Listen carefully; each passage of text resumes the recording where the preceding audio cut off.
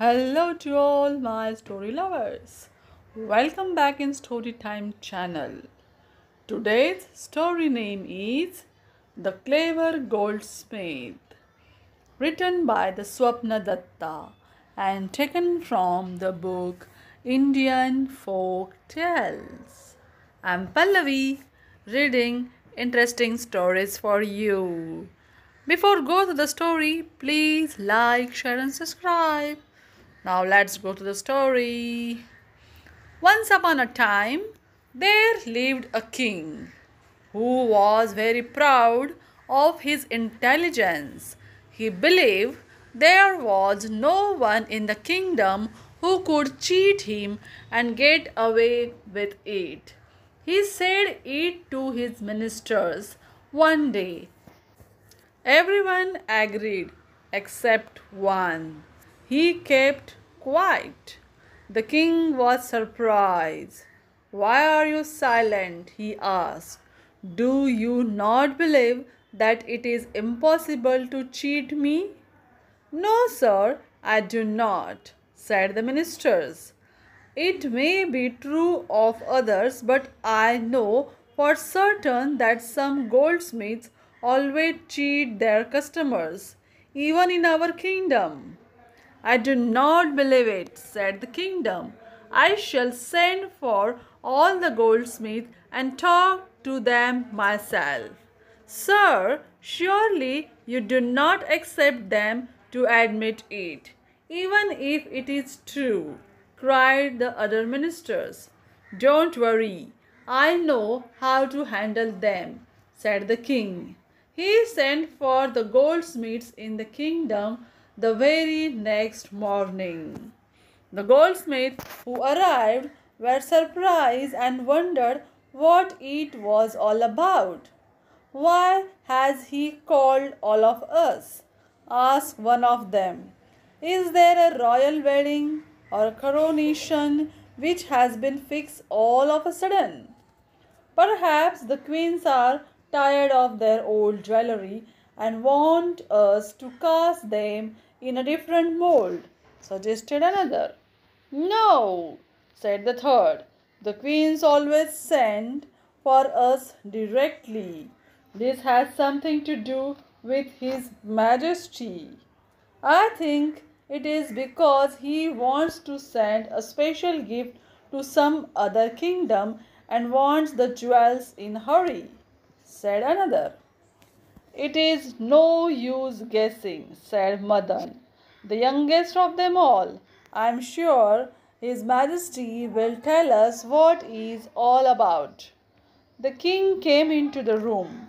"I have called you here to ask you a simple question, and I want an honest answer," he said.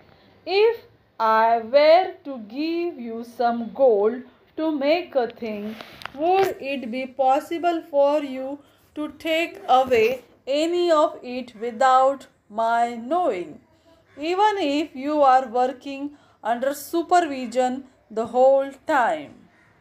There was stunned silence. "Well," asked the king, looking at them closely, "speak up." The goldsmiths looked at each other. "Yes, your Majesty, it would be possible if we wanted to do it," they said together. "Really?" asked the king, looking incredulous. "How much of gold would you be able to take away?" "I could take away a quarter of it," said some jewelers.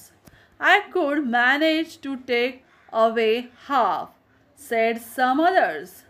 "I could take the whole of it if I wanted to," said Madan. The king looked him up and down. "I don't believe it, but I would like to see you try," he told Madan. "You will come to the palace every day. You will get into the clothes I provide. I shall give you the gold, and you will make me an image of Ganpati right under my eyes. Whenever I go out of the room, my personal guard will be in charge. When you return home, You will leave everything behind. Get into your own clothes and leave the palace after you have been thoroughly searched. This will be your daily routine until the Ganpati is made.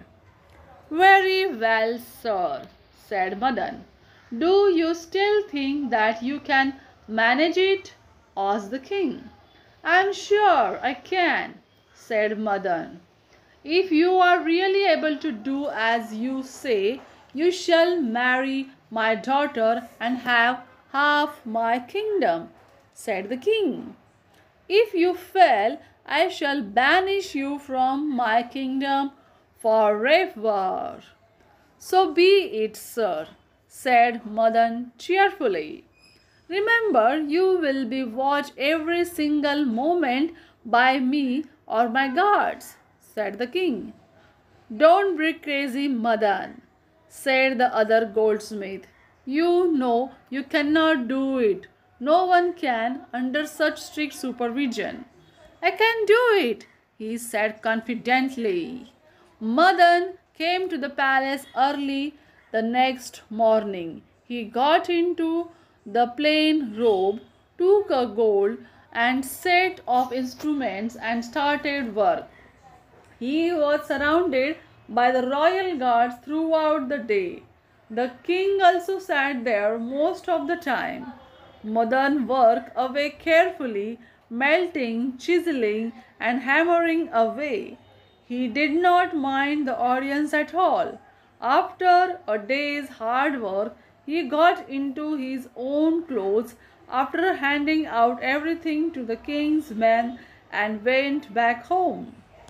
On reaching home, however, he did something strange, something that no one else knew anything about. He started making an identical image of Ganpati with brass and worked away late into the night. He did it every day. He worked at the gold Ganpati under strict supervision in the palace by day, and he worked at the brass Ganpati quietly by himself, occasionally helped by his sister at night. Both were complete in weeks' time.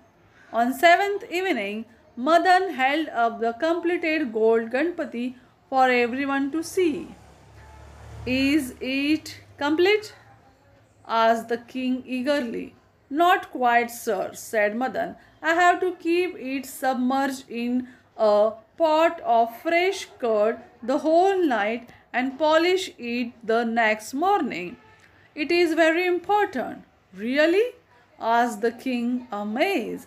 I have never heard of anyone polishing gold with curd. It is my special technique, said Madan. Can I have a large pot of fresh curd, please? Now that is a stupid thing to ask for, said the royal guards, frowning. How can you get fresh curd at this time of the day? People usually set it at night and it is ready by dawn. Why on earth did you not tell us in the morning that you wanted curd? We could have set some for you.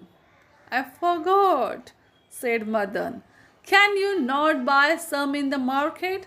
Just then they saw a young woman with a large pot on her head walking by the roadside. What are you selling? Cried one of the royal guards. Fresh curd, said the woman. I came late this morning and could not sell any, so I am taking it back home. Wait, shouted the guard eagerly. Bring it up here. We will buy it. Thank goodness, cried Madan. I was getting so worried, wondering what I would do if you could not get me any curd. The woman came up with the pot. I will have to see it first, said Madan. It may not be good enough. I won't let you see it unless you pay me, said the woman. As it is, It is unsold stuff. If you tamper with it, no one is going to buy it, even at half price. Don't worry, we will buy it from you, said Madan, peeping into the pot. Seems all right. He bought the gold Ganpati and dropped it into the pot. The king paid the curd seller a gold coin. She was about to leave when Madan called her back. I don't like this curd, he said. It is far too watery and won't give a proper polish to my work. Better take it back. I will polish the image with fresh curd in the morning. And what am I to do with this curd? Cried woman angrily. No one will buy it now. Eat it, throw it, do what you like, said Madan, lifting the Ganpati from the pot. But don't dare to grumble. Remember, His Majesty has already paid for it. The woman picked up the pot and went away, muttering under her breath. Madan polished the Ganpati in fresh curd the next morning and handed it to the king. The king passed it to his gold expert.